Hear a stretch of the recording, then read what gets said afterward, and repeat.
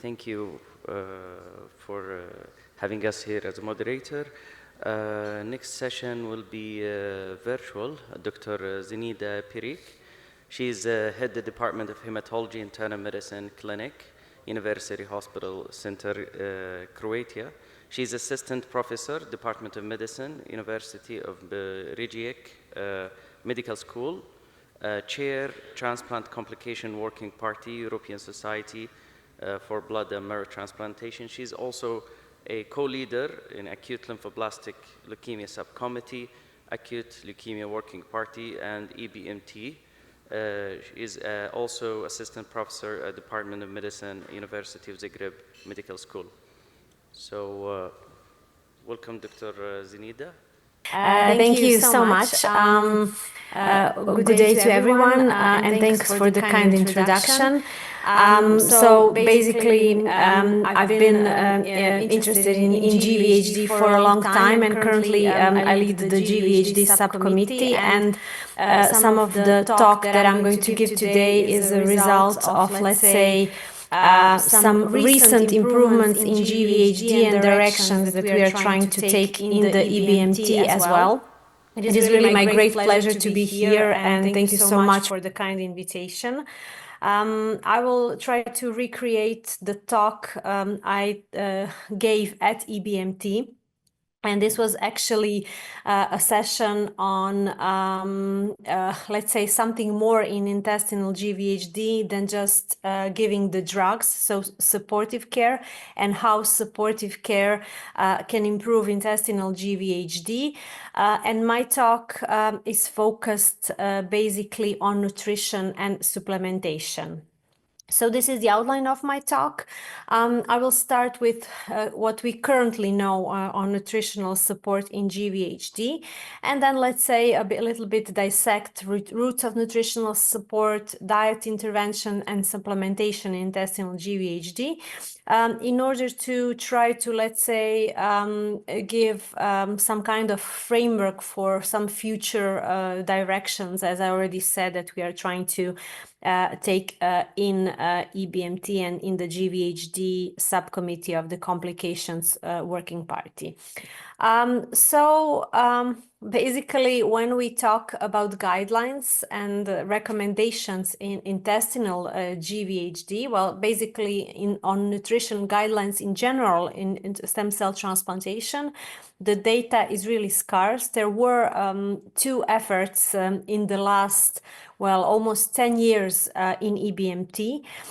The first one was in 2018, when in the Transplant Complications Working Party, we tried to conduct a survey and assess nutritional practices in stem cell transplant centers along Europe.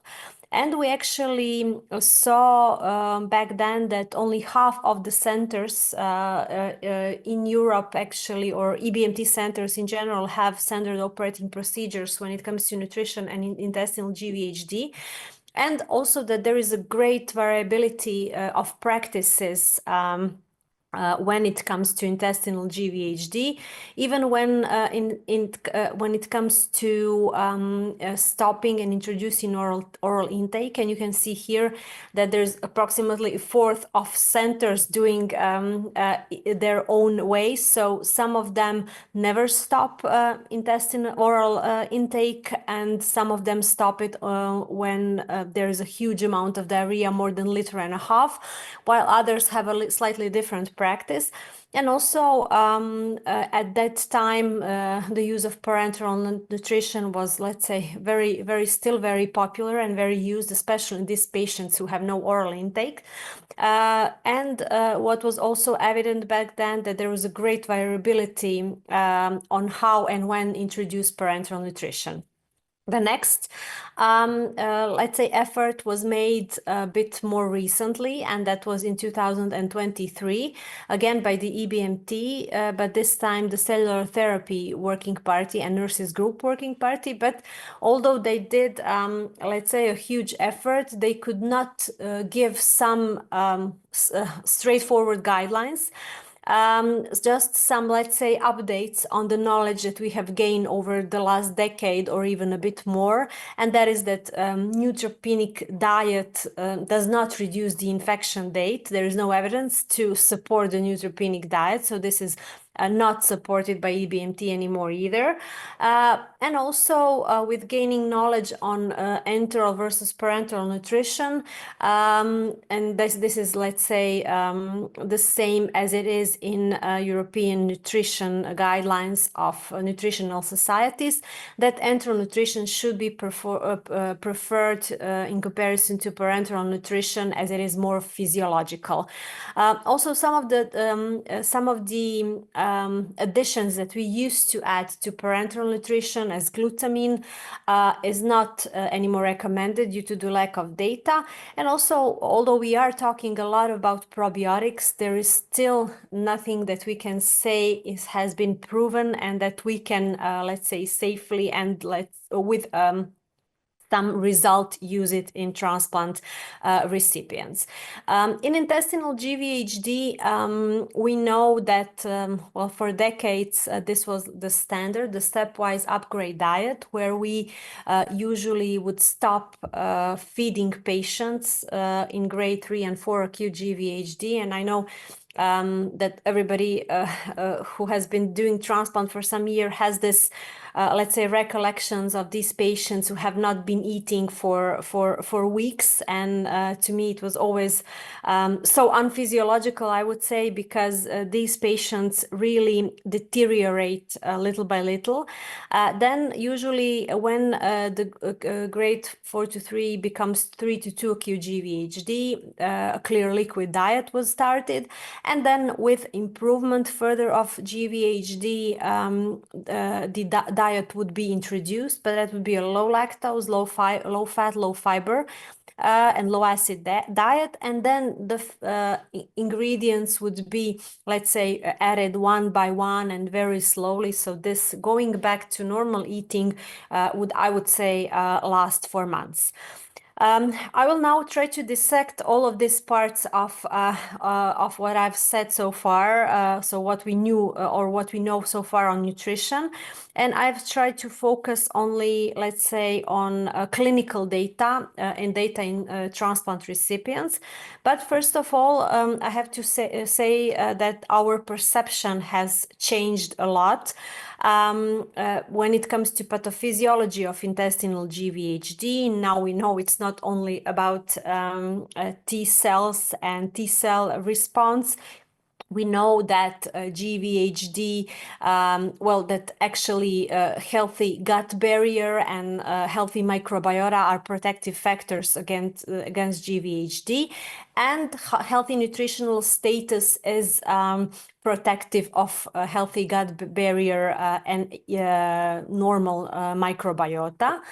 And this is true for oral intake, and if not oral, then enteral intake instead of parenteral. So feeding the, let's say, the good microbiota.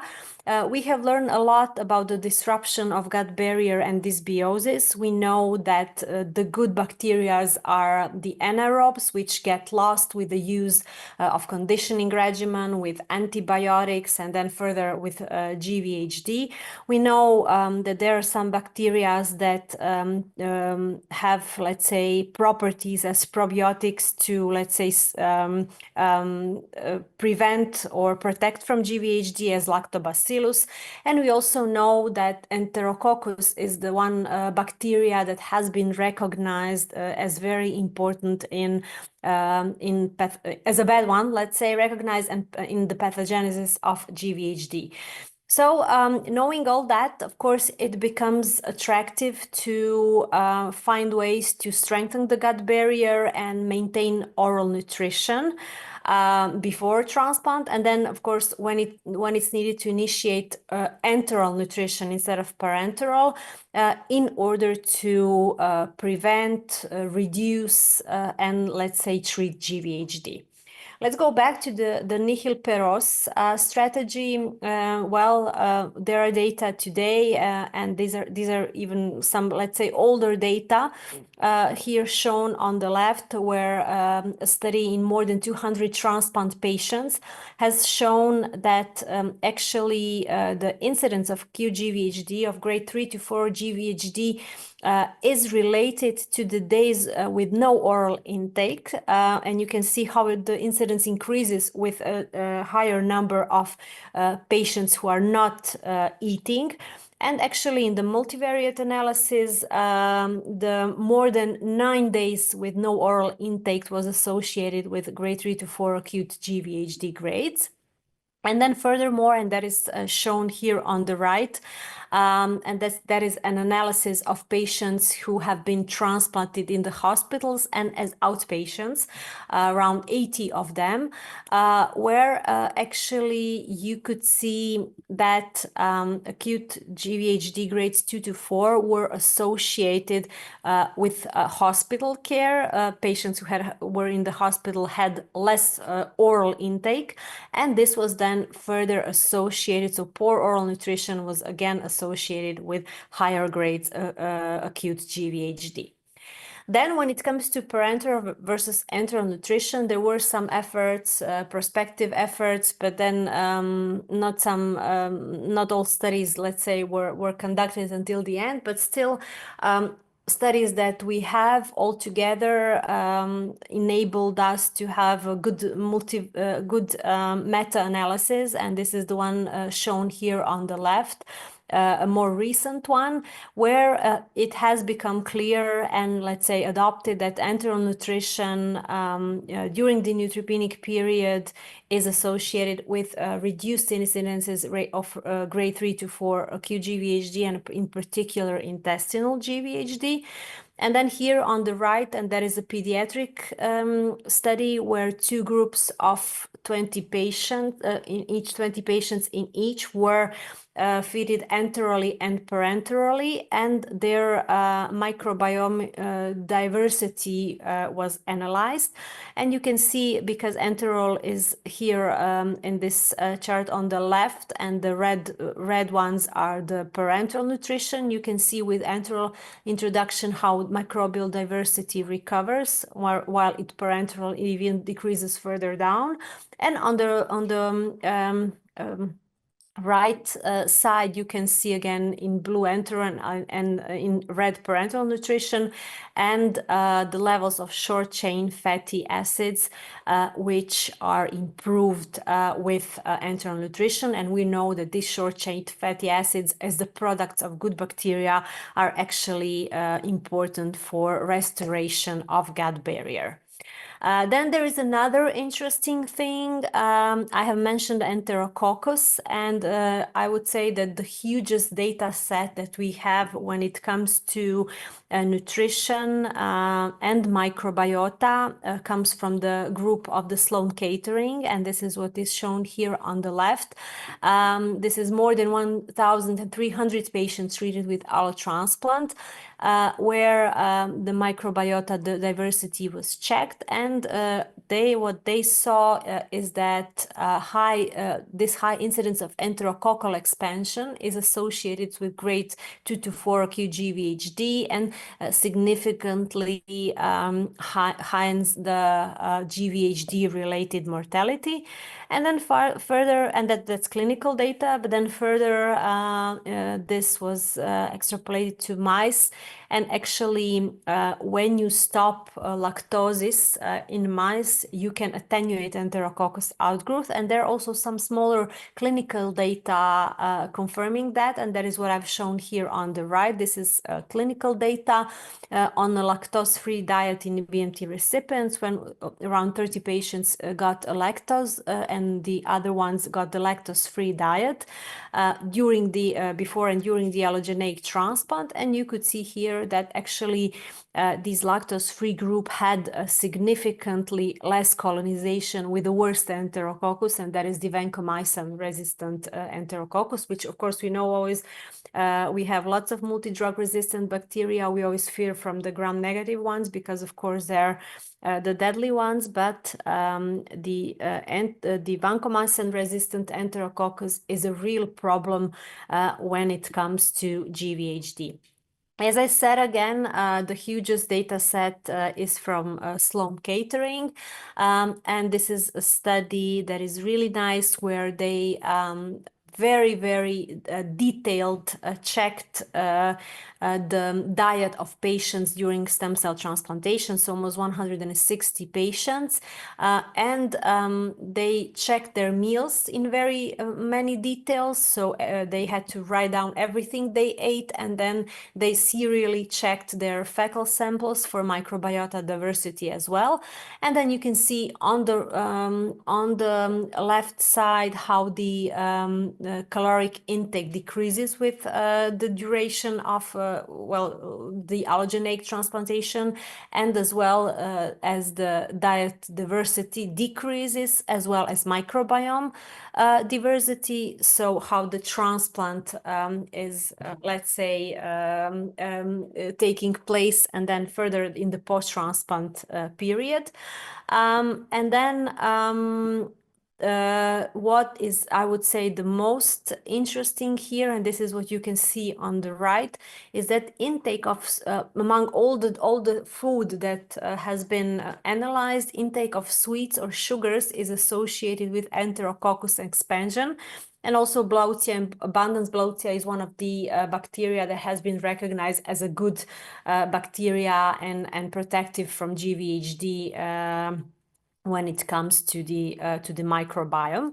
But when you say sugars and sweet, well, at least I think of chocolate or something like that at first, but it's not quite like that. So first of all, what is important is this intake of sweets or sugar was associated with enterococcus expansion, but during the antibiotic exposure. So actually you deprive the good microbiota with antibiotics, and then you feed the bad one with sugar. So it makes sense. But then in the middle here in the pink part, you can see what I found the most interesting, and that is the fact that these sugars that we are talking about are not chocolates and sweet, but actually enteral formula. So the drinks like Ensure, Prosure, something like that, something that we usually are pushing into our patients who are not eating. And this also was confirmed in mice. So sucrose exacerbated the antibiotic-induced enterococcus expansion in mice. I will move on to fiber. As I said, first the enteral nutrition. When we start the liquid enteral nutrition, this is the one that actually does not have fiber. And in the stepwise diet, I have shown that we introduce fiber usually very gradually. This is a very nice study that actually evaluated food intervention outcomes on the microbiome in human, and there were three different diets that were tried. So the omnivore, so eating, let's say, everything, the vegan, and then exclusive enteral nutrition, which is fiber free. So the enteral nutrition that we are promoting as well. And what they found in these patients, well, actually the healthy volunteers, is that they also did this intervention with antibiotics. So they did the depletion of gut microbiota with antibiotics. So in the middle here you can see how omnivore and vegan, but not exclusive enteral nutrition, supported the growth of the good bacteria, which also correlated with enteral nutrition correlated with abundance of short-chain fatty acids, so the good short-chain fatty acids. So this brought them to the conclusion that actually fiber, which was not in the enteral nutrition, but was in the other two diets, has an important role in preservation of microbiome mass and diversity, and also after the depletion with antibiotics with the recovery of the gut microbiome. So fiber is very important, and prebiotics as fibers have been evaluated in the transplant setting. They have been shown to stabilize the microbiome and mitigate the GVHD-induced damage of target organs, which you can see here on the left. And prebiotic mixtures, resistant starch were used in humans while undergoing, of course, transplant, and decreased the severity of both mucositis and grade 2 to 4 GVHD. But today, we still do not have a very clear knowledge what is the best and what we could use, or something that was evaluated in a way that we can, let's say, accept it. But data are emerging. This is also very interesting, what I'm showing here on the right, and this is a small, again, data set of 10 patients who had a standard enteral nutrition, and then 20 patients who had enteral nutrition but with fiber, so with added fiber. And actually, this study has shown that adding prebiotic fiber to enteral nutrition is tolerable, first of all. And what was also very nicely shown, that this addition can actually benefit the abundance of lactobacillus, so let's say improve the number of lactobacillus, which was shown as, let's say, a protective bacteria when it comes to GVHD.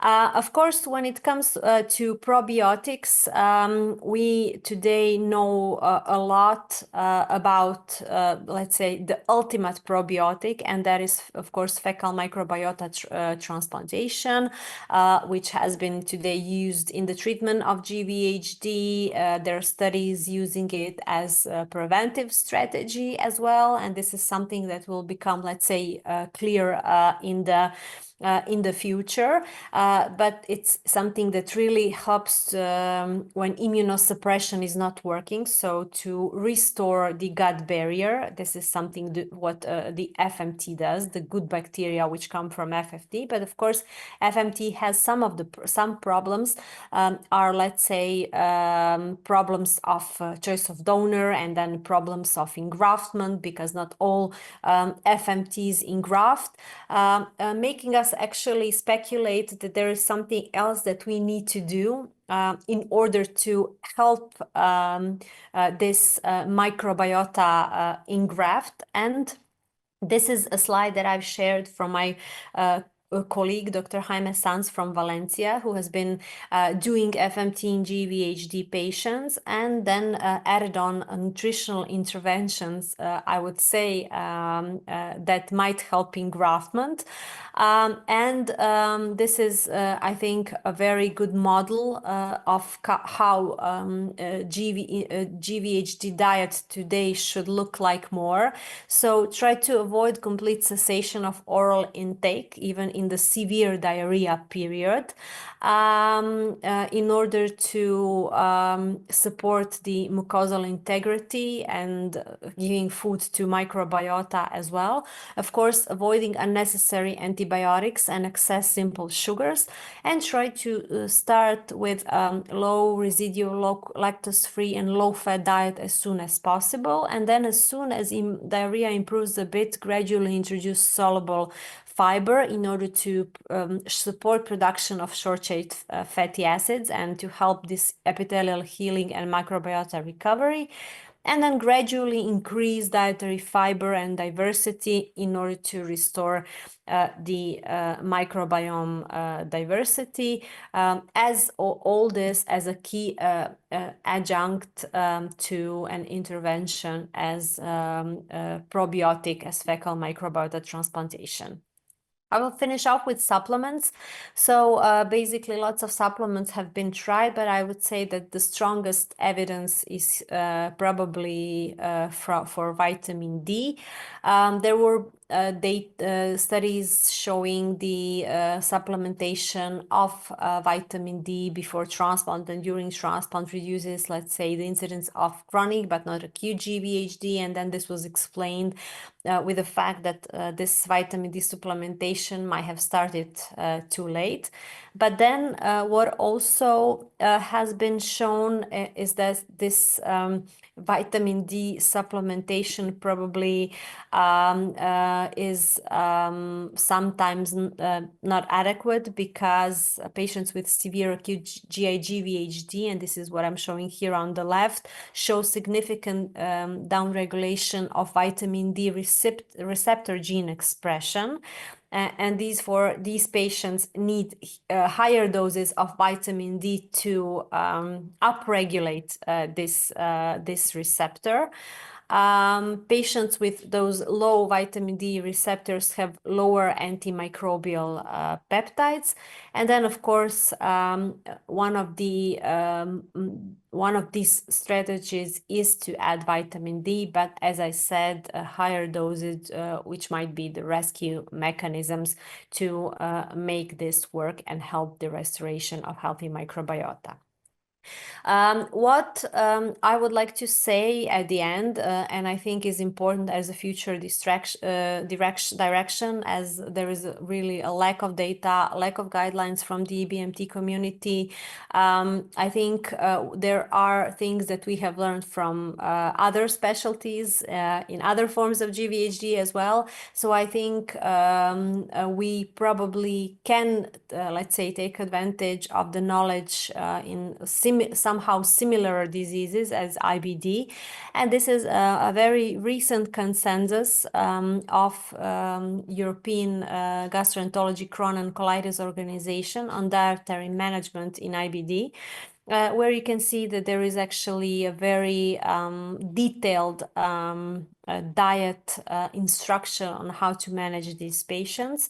And I think it is probably time to start a similar EBMT initiative, some kind of consensus of, even when there is a lack of data, but still some of the experts could give us some guidance on dietary interventions on management and on prevention of GVHD as well.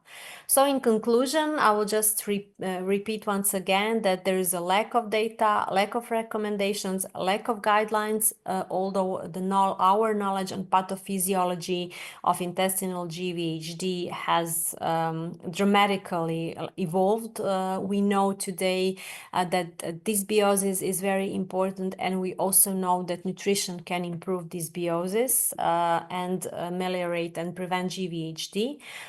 Some of the postulates that we today should have in mind is that oral intake should be maintained whenever possible. Enteral feeding is the preferred route when we cannot maintain oral intake, but not all kind of enteral feeding. Let's say enteral formulas are not always the good solution, especially when patients are on antibiotics. Lactose should be probably avoided through transplantation in order to deprive enterococcus, and contrary to what we believed before, fiber should be introduced as soon as possible.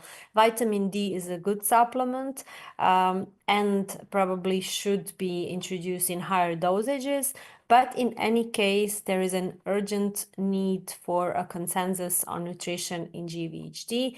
And I would say at the end that EBMT is already taking this effort, and the next harmonization guidelines that will take place at the end, towards the end of this year, will focus on nutrition. So hopefully next year, this time, we might have some kind of nutrition guidelines. So thank you. This is all from me, and I'm happy to take your question. Talk about preventive measures and GVHD and nutritional part. So the floor is open for any questions for Dr. Zinaida. Yes, we have here a question, Dr. Mohsen.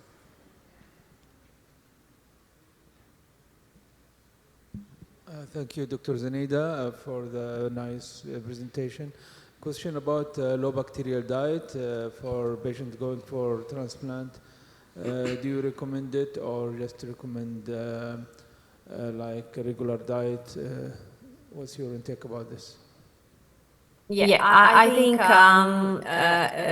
the direction today is away from the traditional neutropenic diet. There's no proof that neutropenic diet is actually suppressing infections. And this is also available from the Nutritional Society guidelines when it comes to neutropenic diet. And I would say that what is today more important when we recommend nutrition to our patients is safe food handling. So just doing things in preventing to let's say damage the food while handling it, but not strictly doing neutropenic diet. So I would say safe food handling instead of neutropenic diet. Because of the time limit, we'll go to the other talk.